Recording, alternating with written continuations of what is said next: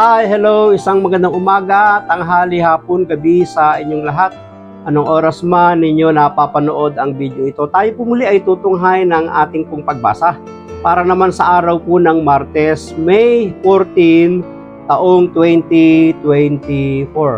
Hahanguin natin ang mabuting balita sa Ebanghelyo ni San Juan, ang kabanatay 15, mga talatang 9 hanggang 17. Noong panahong iyon, sinabi ni Jesus sa kanyang mga alagad, kung paano iniibig ako ng Ama, gayon din naman iniibig ko kayo.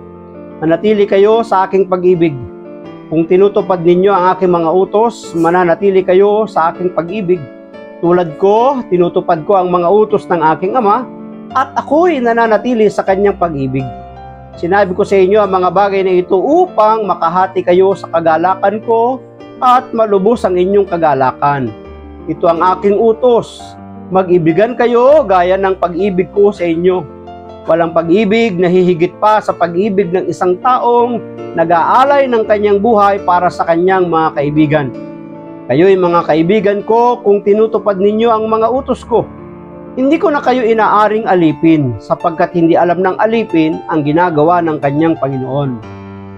Sa halip, inaari ko kayong mga kaibigan sapagkat sinabi ko sa inyo ang lahat ng narinig ko sa aking Ama. Hindi kayo ang pumili sa akin, ako ang pumili at humirang sa inyo upang kayo'y humayo at mamunga at manatili ang inyong bunga. Sa gayon, ang anumang hingi ninyo sa Ama sa aking pangalan ay ipagkakaloob sa inyo. Ito ang iniutos ko sa inyo, mag-ibigan kayo. Pagpalain ng Diyos ang pagkabasa ng kanyang mabuting balita. Ang atin pong refleksyon or pagsasadiwa ay hahangin po natin sa Aklat ng Simbahay taong 2024.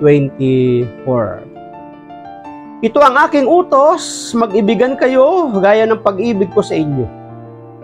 Mga katagang ibinibili ni Jesus sa kanyang mga alagad na bakit dapat silang mag-ibigan sa isa't isa.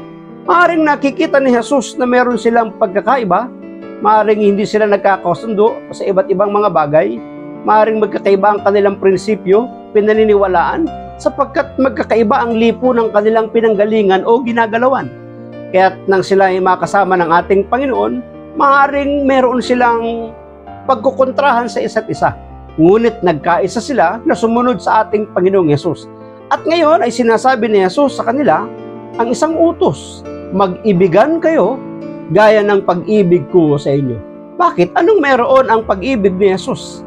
Ang pag-ibig ni Jesus ay walang itinatangi. Kahit ang nagbenta sa kanya ay kanyang inibig at minahal. Inutusan pa nga niyang gawin niya na yung kanyang dapat gawin. Sa katauhan ito ni Judas.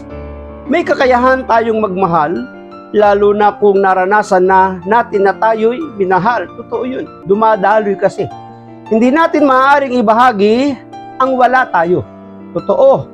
Kung wala ka ng bagay na ito, ay hindi mo ito maibabahagi. Sabi nga ay, hindi ka makapagbibigay ng bagay na wala sa'yo, sapagkat ang maibibigay mo lamang ay kung ano ang meron sa'yo. Kaya kung ikaw ay mayroong pag-ibig, magagawa mong magbigay ng pag-ibig. Kung ikaw naman ay walang pag-ibig, paano ka makapagbibigay ng pag-ibig ay wala ka noon?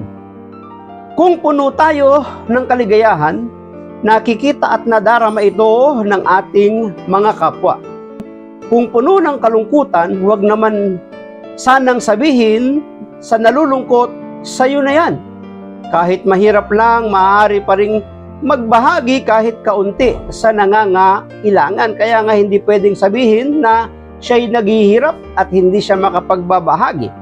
Isa sa mga ganda at mabubuting ginagawa ng mga magkakapatid na ngayon ay may mga apo na, ang iba'y nagtitipon ng 1 o 2 beses sa isang buwan kasama lahat ng pamilya. Makikita natin yan, minsan nga 1 beses isang linggo bilang pagbabanding, diba? Pagpapakita, pagpapadama ng pag-iibig sa isa't isa. Nagkakatipon once a week or twice a month. Isa sa magaganda at mabubuting ginagawa ng mga magkakapatid na nakikita natin ngayon, kahit na may mga apo na ang iba ay nagtitipon-tipon sila ng 2 beses sa isang buwan kasama ang lahat ng pamilya.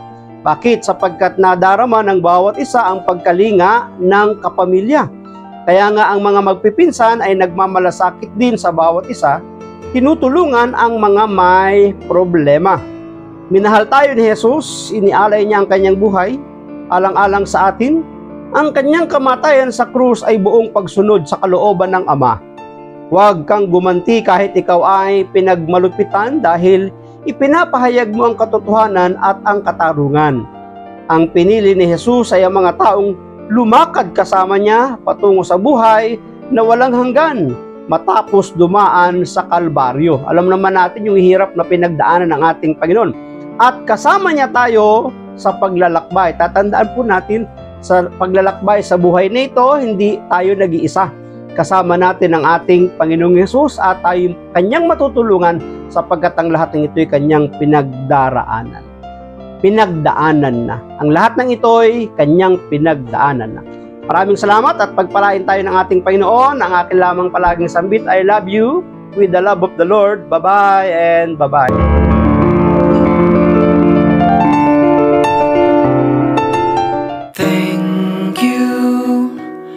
Thank you for your smile.